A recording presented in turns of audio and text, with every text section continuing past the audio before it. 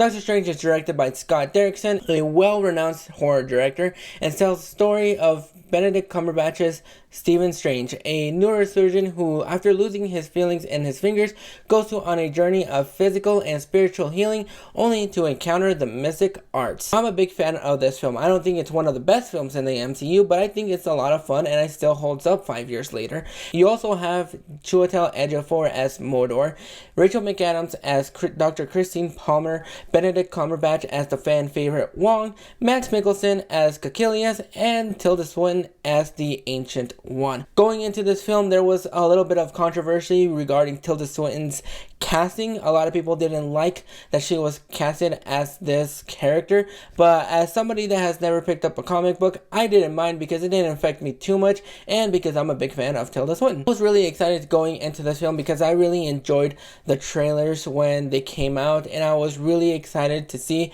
what kind of levels we're going to be expecting in the MCU. Benedict Cumberbatch does a really good job of portraying Stephen Strange, a hard-hitting, stubborn dickhead at first. Like what? Like you? That is very cocky and arrogant, but once he loses the feelings in his fingers and they're no longer useful to him, he goes on a journey that some would say is of self-discovery. Then you can see his progression improve, and you still see that going into later films and potentially into Multiverse of Madness.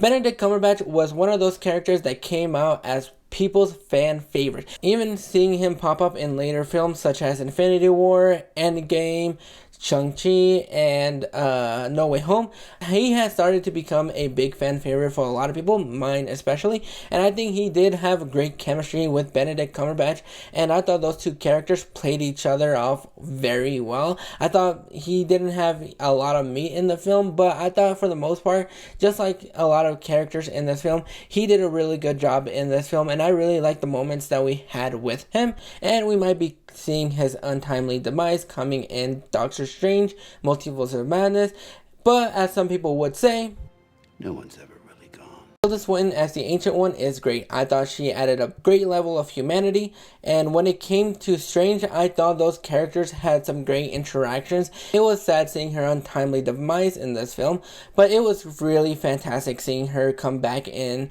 Endgame, even though it was a past Ancient One, but it was still great seeing her in Endgame. I thought for the most part the effects in this film were fantastic. This is one of the films that I wish I could have seen in 3D because I thought the way that the visuals look, imagine going high into this film, which probably a lot of people did, and seeing those trippy visuals. I thought those visuals were great. I thought Scott Derrickson handled the directing job really well, and it was great seeing those visuals come to life and giving us a new level, especially when it comes to what we're going to be later be seeing in the MCU. I thought it was great. I thought Scott Derrickson did a really good job of helming this film, but I still kind of wish he stuck around for Doctor Strange Multiverse of Madness. But it's going to be really fun seeing what Sam Raimi is going to be doing with Multiverse of Madness, so I'm really excited to see that. Some of the issues that I have with this film, unfortunately, I wish we could have gotten a little bit more of Christine Palmer in this film. I thought she was kind of unutilized in this film. I have a big role in this film, but I thought she could have been used a little bit more. But whenever she was on screen, she was just electrifying. I love Rachel McAdams. She is beautiful. She is talented.